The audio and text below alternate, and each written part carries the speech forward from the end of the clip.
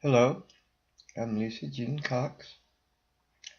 You signed up to take a food management class to be followed by an exam, and here it is. I'm sure that you've been through classes before. Let's see, grade 1, grade 2, grade 3, up to grade gazillion for some of us. Silence your cell phones, take out pencil, paper, take notes, give the class your full attention. That's the only proven way to successfully complete a class. Should you find it necessary to play with your toys for some reason, pause the video, go do that, come back, resume the class with your full attention.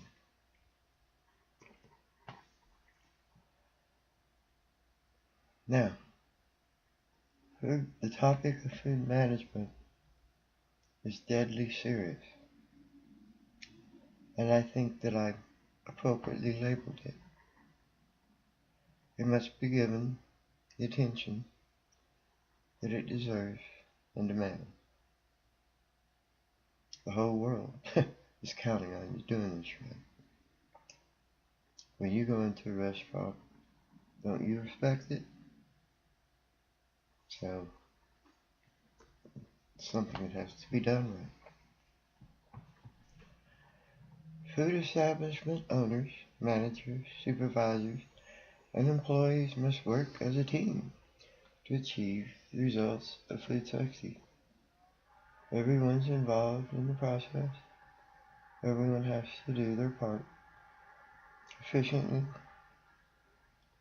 properly, and given their full attention. But you have to make this happen. You're the manager. As a restaurant food manager, this is your job. It's what you're paid to do.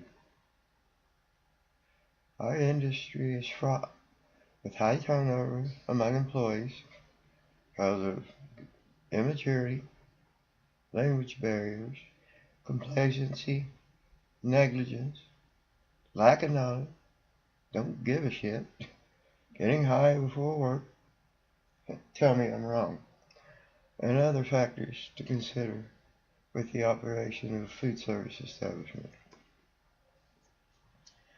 The only way to overcome these issues is for managers to do a proper job with initial training, ongoing training, and monitoring of every activity and situation that's occurring in that restaurant. Every employee must understand food safety and be monitored. Can't assume. That's out of the picture. To ensure that it is being properly done in the restaurant that you're legally responsible for.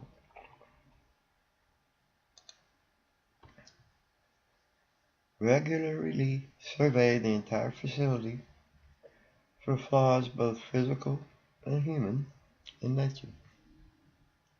Make appropriate corrective actions immediately or as soon as possible. Develop logs of activities. What happens has to be recorded. The results of what happened has to be recorded. And easily accessible facts for workers to refer to as reminders of how this has to be done. For example, proper cooking temperatures in the kitchen. All cooks should know the temperature, but still have this chart there. It's like the one in the restroom that says employees must wash hands before returning to work, which I have yet to see happen. It is vital to understand when and how contamination can occur. That's what we're doing here to prevent foodborne illness. When you go to a restaurant, you're betting your life that they're doing their job right, and as manager, you have to pull that off. Employees must be trained to handle food safely. It has to be done right. Unsanitary situations are totally unacceptable.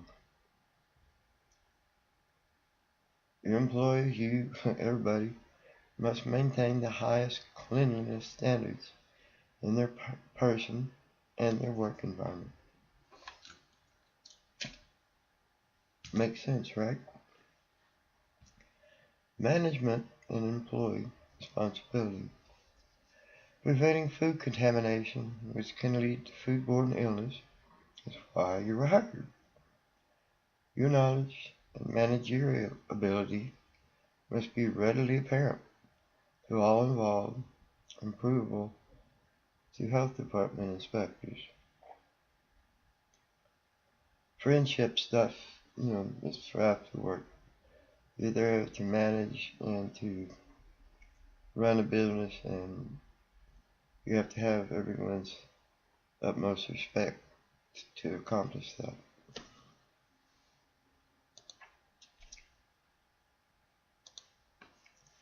The food manager's duty include ensuring that the food service operation is in compliance with food ordinances. Food ordinances are a cascaded set of rules that begins at the national level, USDA, FDA, EPA. We'll discuss that more later. State level, the wonderful people at the Department of State Health Service. Then you have your local regulatory authority, and all of the rules you must be acquainted with, stay on top of.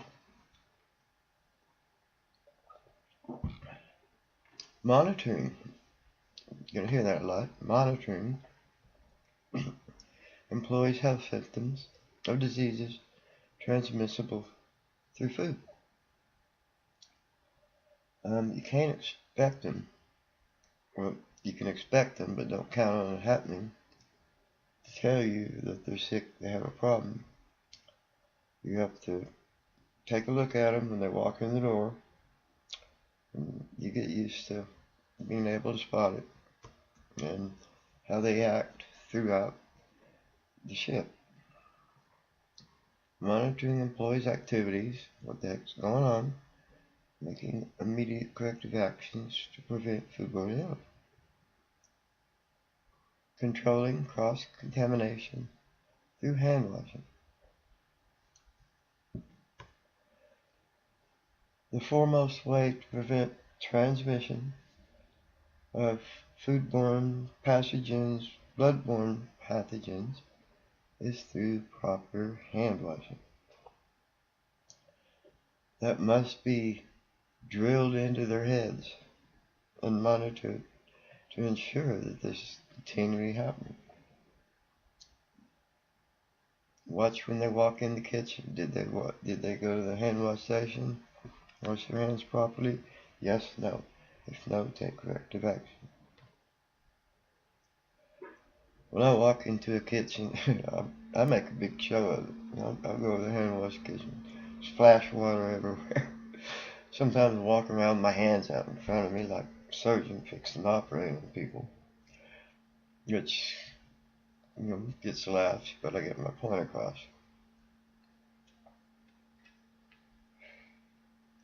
Controlling cross-contamination through hand washing, maintaining your restaurant in the correct way of food service. When you go to a restaurant, you expect the proper atmosphere that you expected for that restaurant. And as the manager, you have to project that atmosphere. Knowledge of maintaining time and temperature for potentially hazardous foods. This is the only way to control pathogenic growth, bacteria, other things which we'll go into more fully later in the class, to prevent food-borne illness.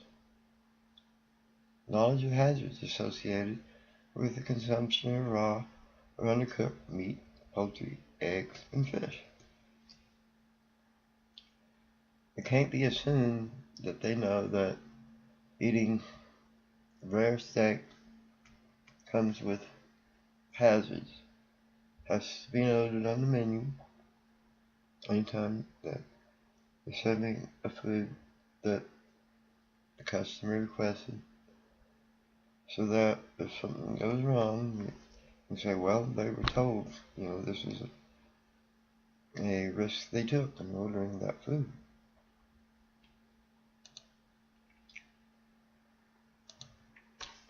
Knowledge of the required temperature and time for safe refrigerated storage. Temperature has to be maintained throughout the entire food flow, which includes storage, hot and cold holding, proper cooling when needed, proper thawing, proper reheating. Everything has to be done properly for potentially hazardous foods. Ensuring that bare hand contact with ready-to-eat foods is prevented. When I started out doing this, 73, someone would order a hamburger, we'd open the refrigerator, grab a patty with our hands, throw it on the grill, Not happening nowadays, for very good reason. I cannot think of a reason why you would need to use bare hand contact food with meat, fish, poultry. And even ripping the skin off chicken, it's a lot easier to do with gloves on than it is without them. Pretty much can't do it, right? So I can't see why that would ever be necessary. When it comes to washing vegetables, which of course has to be done properly, well, hands work best. But that brings up the point that your hands had to be properly washed before you begin that task, or guess what just happened?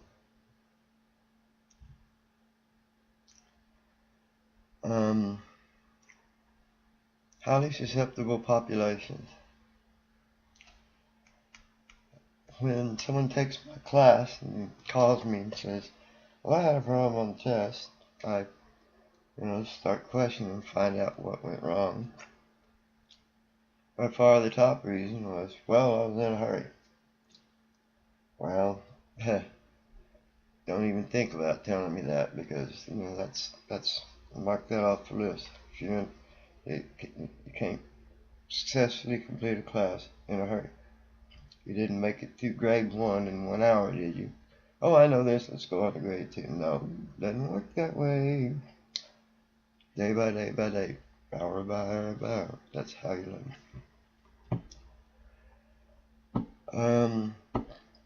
Knowledge of correct procedures for hand wash, sanitizing equipment and utensils. Everything that the food comes in contact with, pots, pans, inserts, cutting boards, everything has to be properly washed, rinsed, and sanitized. That means before you begin, you can't assume that it's clean. Oh, no. Properly wash, rinse, sanitize it. Use it for the task intended. Then wash, rinse, sanitize it again. You can't reuse things. For example, if you're pulling eggs in a insert, after you prepare those eggs in that insert, they can't be pulled again, and that insert has to be properly washed, rinsed, sanitized before you do it again, because there could have been something running around in the first batch that shouldn't be running around. You don't want to introduce that to the second batch. Providing equipment that is properly designed. Well, restaurant equipment, normally has NSF tag on it. Used in accordance with instructions, properly used, maintained in good repair, and again, properly cleaned, washed and sanitized.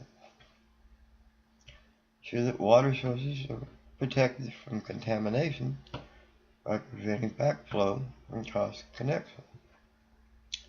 We'll delve into that more thoroughly later, but basically you can't have contaminated water because of pressure gradients backing up into the clean water for obvious reasons, right? That's why you see when there's a drain coming out of the sink, it's always a couple inches off the floor. It's called an air gap. The reason is, it's a darn good way to keep sewer water from getting back in the clean water. Ensuring that employees and customers are provided with required hand washing and toilet facilities, cleaning supply. There has to be water in restrooms and hand wash facilities at least 100 degrees. It's a good fact to write down and remember. There has to be soap and single-use towels, or to wipe them dry, or give them a blowjob, whatever turns you on the most. And trash receptacles, and restrooms labeled women's, with little square boxes in there for some unknown reason, and what is becoming more common, general restrooms. When you wash your car, how you do it? Squirt a little water on it? No. Soak the thing. Get a lot of soap on it so you can get the dirt off. Same principle applies. Scrub the crap out of it. With your car or whatever it takes. Hands, it's at least 15 seconds. Expose part of the yarn. Normally we wear 3/4 length chef uniforms, which means the lower fourth of your arm, wrist, back of the hands, palm, between the fingers. It just has to be done this way. If you only wash the palm of your hand, the bacteria on the back of your hand will regrow back to the palm of your hand in 10 minutes time.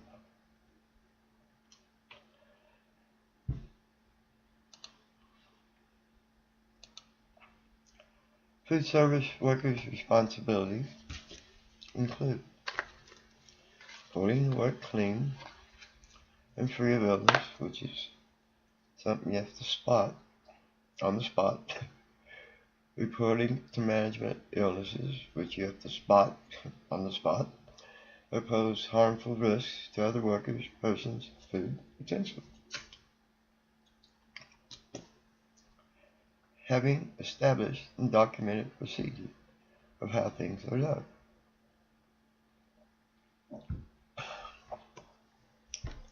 Can't expect someone to know what to do without instructions and training. I'm silly to assume that. And make sure they're performing it properly. Utilizing and referring to temperature logs and records. You have to track and record what is happening. Utilizing proper utensils, food equipment, temperature measuring device. That's how you know it's being done.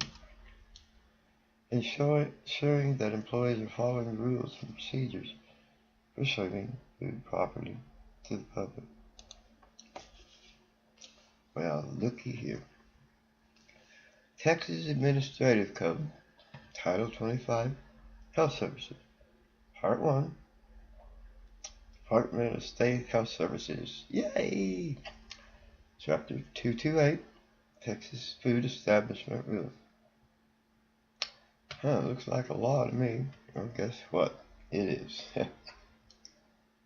I think beginning with the 80th legislature, the wonderful people that get paid buku bucks to pass laws. My God, who started that?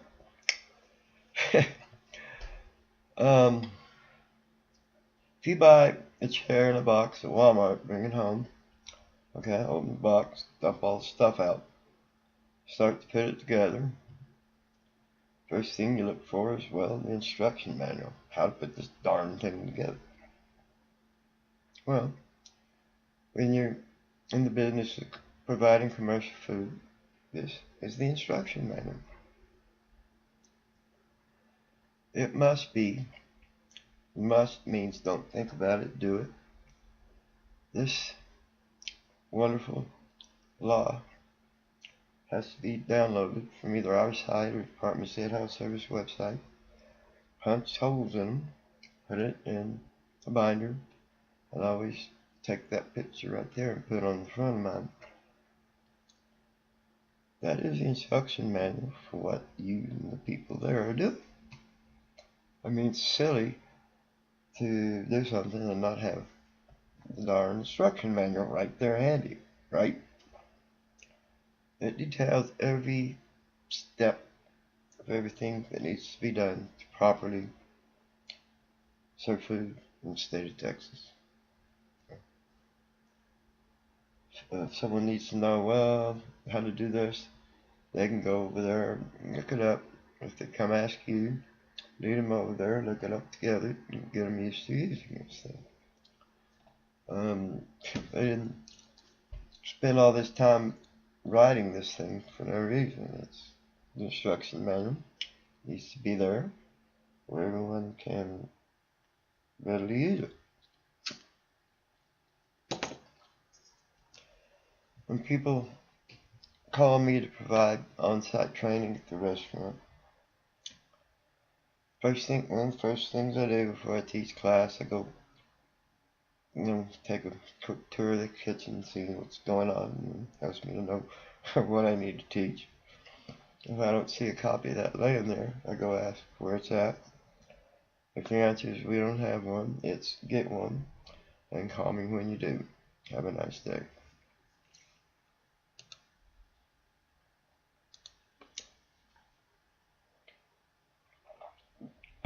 Oh boy, here we go. Book 228.33 from the Holy TFER. Certified Food Manager and Food Handling Requirements.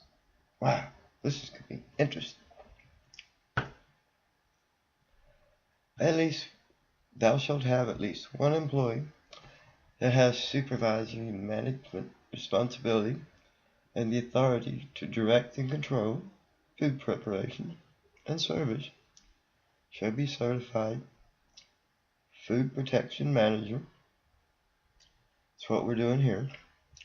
Who has shown proficiency of knowing the required information through passing a test that is a part of an accredited program, which you signed up for, said you wanted to do, and are now engaged in. The original food manager certificate shall be posted in the location of the food establishment that is conspicuous to consumers. What's that? Mario says. And the lie detector test said that's a lie. What you do is when you get this certificate, from licensed providers such as us, you take it to your local regulatory authority. They copy it and do some paperwork, and they give you something back that says you're registered food manager with that regulatory agency. The city of Austin, it's a kind of oblong pink Oh, how pretty. Piece of document. It's about 6 inches high, 8 inches wide, something like that. But that's what has to go on the wall. Except in a temporary food establishment, at least one certified food protection manager, at least, must be employed by each food establishment, which includes each location. Except in a temporary food establishment, and the certified food manager, all foods employees shall successfully complete an accredited food handler training course within 60 days of employment. Most restaurants won't let you go to work without showing it to them, which, make sure that's, make sure it happens.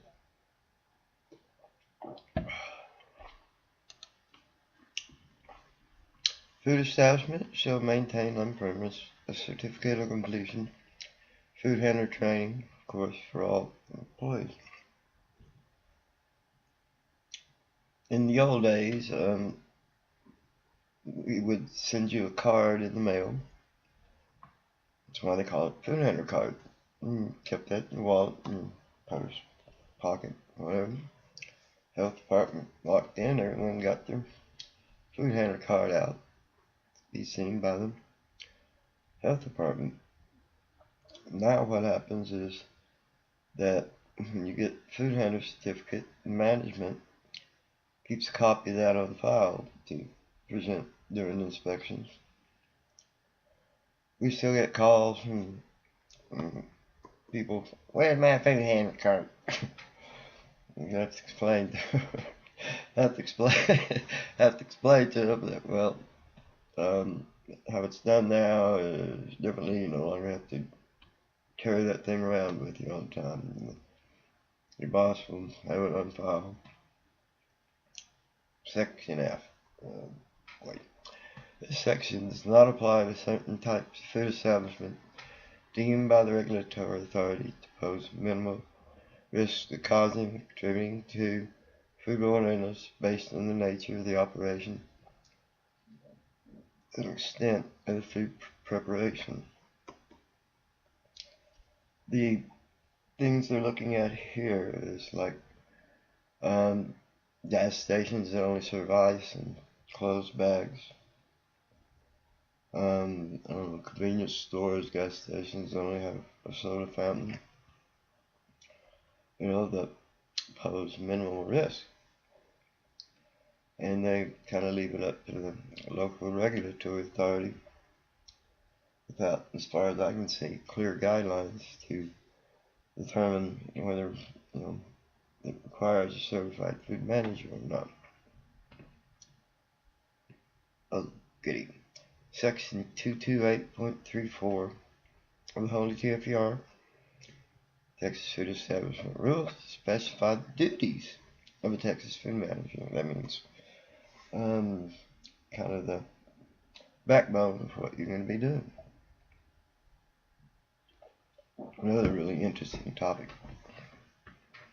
Person in charge shall ensure that food establishment operations are not conducted in a private home in a room used as living or sleeping quarters. Commercial kitchens have commercial food equipment using NSF tag on it, which aren't in a home, living. It's ridiculous, right? Can't do that. Persons unnecessary to food establishment not allowed in food preparation, food storage, or washing areas. That'd be tasting things, handling things, and brief visits and tours by you. If steps are taken to ensure that exposed food, clean equipment, utensils, linens, and unwrapped single service, single-use articles to protect contamination, which means watching them like a hawk. Employees and other persons, such as delivery and maintenance persons, pesticide applicators entering the food preparation, food storage, warewashing areas comply with these rules. Well, that's what they do all the time. They're familiar with it, but you still have to watch them. It's your job to make sure everything happens properly. Employees are effectively cleaning their hands. The top way to prevent spreading shit around in your kitchen is to properly wash your hands. Come on now. We're not gross, are we? By routinely monitoring the employee's hand. Another thing you have to stay on top of. Coughing and sneezing in their elbow. Why is that? Well, if sinus cavities are just crawling with Staphylococcus aureus. Science has yet to figure out exactly why, but it has to do something with, immunity. Also, your skin happens to be covered with Staphylococcus aureus. Again, we're not sure exactly why, but we trust nature that it's there for a reason. Thing is, it's in certain areas of the body, but can't get into the food. So if you sneeze in food, bam, there goes 10 million Staphylococcus aureus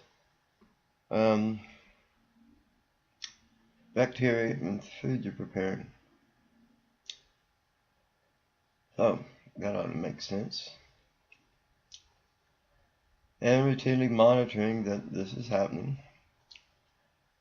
Not touching hair, skin, scratching clothing. Again, that's crawling with bacteria. And scratch and then go back to serving food. Well, Employees are visibly observing foods as they are received to determine that they are from approved sources, delivered at the required temperatures, protected from contamination, unadulterated, and accurately presented.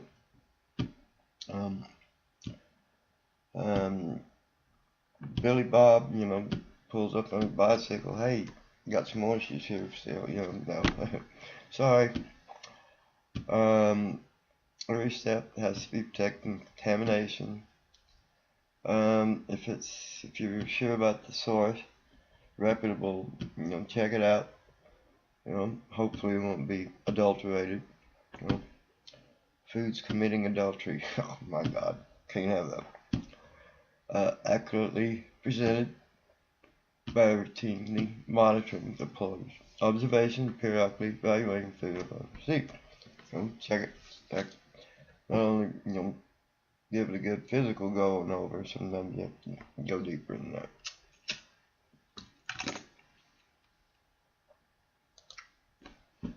Employees verifying food deliveries, food establishment during non-operating hours from approved sources, placed in appropriate storage locations. Very common. 4 in the morning, truck shows up out in front of restaurants and then get in. Noss and Hardee's produce seems to show up every restaurant 4 in the morning, and they put food in there and they know what they're doing. But when you get to work, you have to go check it out, make sure that happened right, that's in the right place and the right temperature, protected from contamination, right? Here we go with the adultery thing again, and presented as it is. Born this way, baby.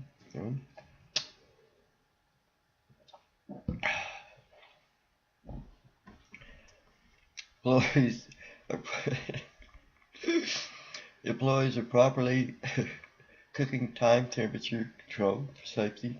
TCS foods. You're gonna know that by heart by the time you get through this. Particularly careful cooking those foods known to cause, severe food-borne illness, death.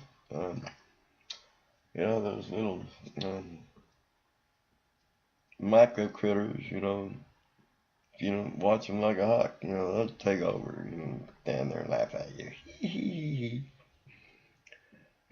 Eggs, comminuted meats, known to be big sources of that. Constant oversight of employees, routine monitoring, cooking temperatures, of course, using appropriate temperature measuring devices, property scale, calibrated. It's all that's been done right. Employees are using proper methods to rapidly cool food. We'll go through how that has to be done later. That are not held hot or are not for consumption within 4 hours. We'll set it in a buffet, 4 hours, gotta go. Basic guideline. Through daily oversight, here's that word again, oversight, employees routine monitoring the food temperature during cooling. Cooling process has to be done properly, or you're giving those little bitty critters an avenue to take over.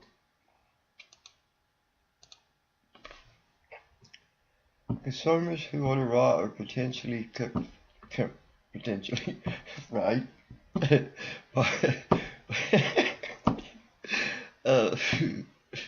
Partially cooked food, ready-to-eat food of animal origin are informed that food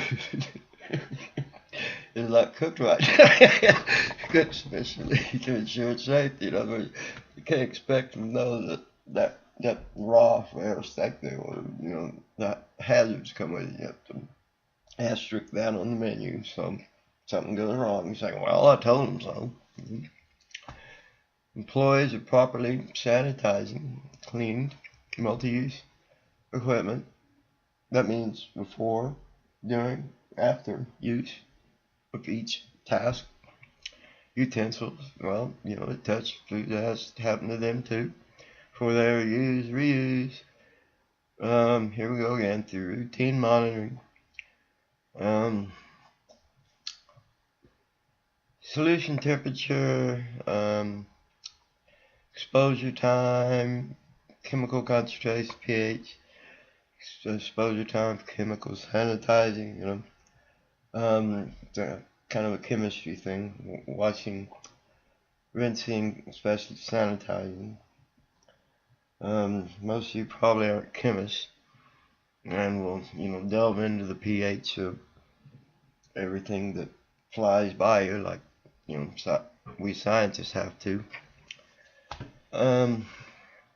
But, there's shortcuts, which you will learn later to determine if sanitizing solution is within safe limits.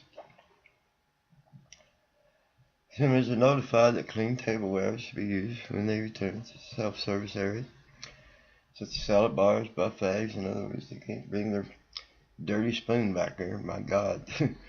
Which again requires constant watching. Single-use utensils, usually, they come in cellophane. It's not, they're in a container with the handle out, which is on a lot of food manager exams. Except when otherwise approved, employees are prevented from cross-contaminating bare hand foods. Excuse me. Again, I see no reason to bare hand contact with anything other than vegetables, which require proper hand washing before. When they handle it, deli tissues, spatulas, excuse me, tongs, single-use gloves, dispensing equipment, soda fountain. Certified food manager, well, that's us. Person who has demonstrated that she or he has the knowledge, skills, and abilities required to protect the public from food-borne illness by means of successfully, going through this and being certified. Certified food manager. Well, certified food manager responsibilities That's, manager responsibility. And include, that doesn't mean total list, means include identifying hazards of the day-to-day operation of a food establishment that, we're feeding people. Developing and implementing specific policies. You can't expect them to do it right unless they've been properly trained and instruction book, TFER, the things are laying around for procedures or standards aimed at preventing food-borne illness. Coordinating training. Training is just, part of this. Has to be done right. Supervising, that has to be right. Directing food services activities, that has to be done right. Taking corrective action when you see something ain't going right. Training food establishment employees, well, here we go again, training, can't expect them to know that, sometimes you're born that way, and sometimes you're not. You weren't born a food manager. Conducting in-house inspections of daily operations on a scheduled basis. Ensure that policies and procedures concerning, you gotta make sure it's happening. If I come to eat at your restaurant and due to your negligence I get sick and die, I'm gonna come back and haunt your ass. Neither one of us can get out of this alive. Try me. TFER had a lot of interesting stuff in it. Don't have a lot going on. Take your TFER home. Maybe pull out a little reefer. Study the darn thing. Well, I wish to present to you a couple of my customers' managerial styles for your analysis.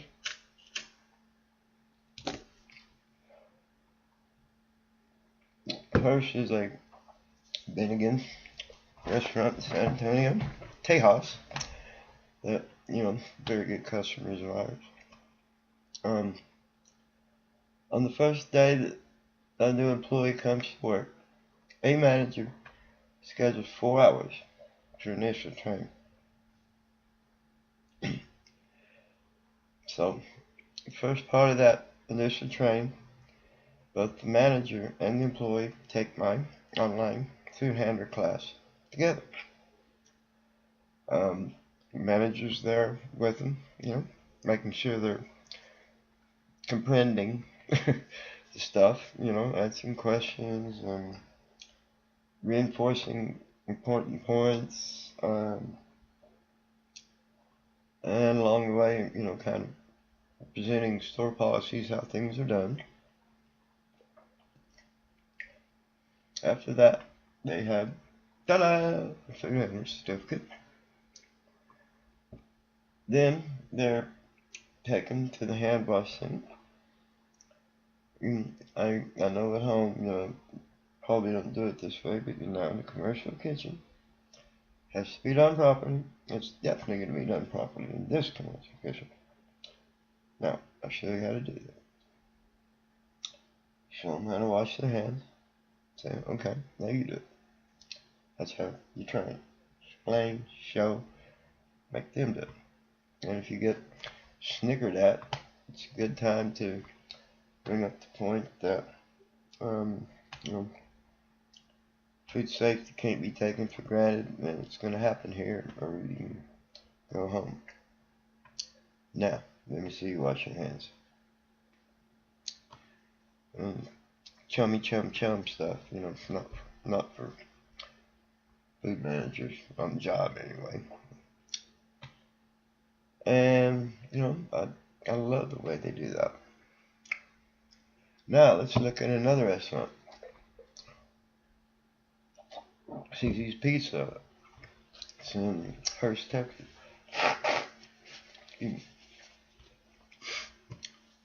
Their employee turnover incredibly high, and you'll soon discover why. And, get called in a lot. Okay, get these people trained. And after I leave, they stand them in the kitchen and say, go to work. And they stand there and look stupid. Why aren't you doing anything? Well, I wasn't trained in what to do. So the manager goes to the owner, well, Lisa didn't train them right, they don't know what to do. No, excuse me. My job responsibility was not to train your employees on how CC's Pizza prepares pizza and how it's served to the public. The managers just, not letting them do anything, blame everyone else anytime things go wrong. So, there you have a good example of restaurant management team and a bad example of management restaurant team. Thank you, and take a break, and we'll keep going.